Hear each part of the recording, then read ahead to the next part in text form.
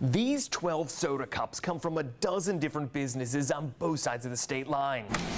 We did not look at the soda itself, but instead, what's on the nozzle that dispenses your favorite drink, the stuff that health inspectors can't detect with the naked eye. What we discovered may turn your stomach. It's a sweet beverage that nearly half of us drink at least once a day. Before you take your next sip. So this one, is it safe to touch without the gloves? I wouldn't. Stop and see what we found growing on some area soda fountains.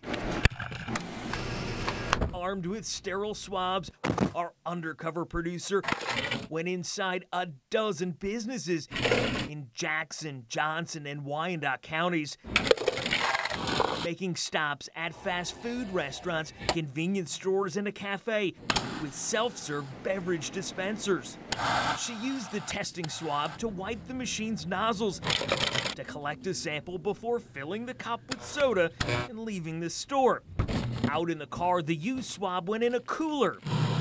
Our producer followed the same routine, swabbing nozzles all day long, going undetected at every business she stopped at to collect samples.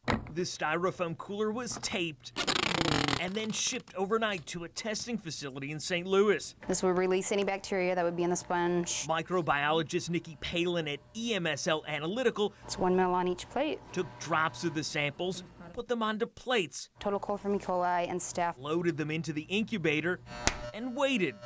Surprised you kind of that some of these things were growing on soda fountains? A little bit. I was a little surprised at some of them. Within 48 hours, the telltale signs of yeast and mold, green and black, began to appear on 75% of the plates. Too numerous to count. The lab found high levels of bacteria on a quarter of the soda machines.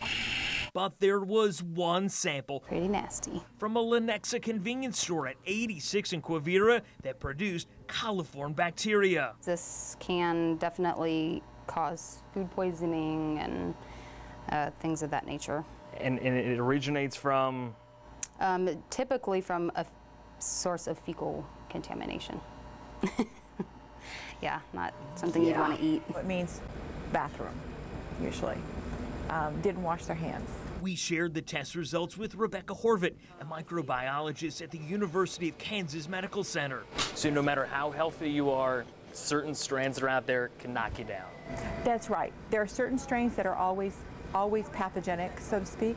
You get those are bad. Horvat says it's often the type of microorganism that could possibly make you sick, not just the amount. It's very common to have bacteria everywhere, but not in certain things. You don't want them in your food. Our test results did not say what type of coliform was found on the Lenexa convenience store's machine. We're told they took steps to address the issue. So how can you tell if there's mold growth on the soda fountain? Well, Kansas City health inspectors say all you gotta do is look up at the nozzle. If you see the discoloration on the white part, it may be one you wanna stay away from.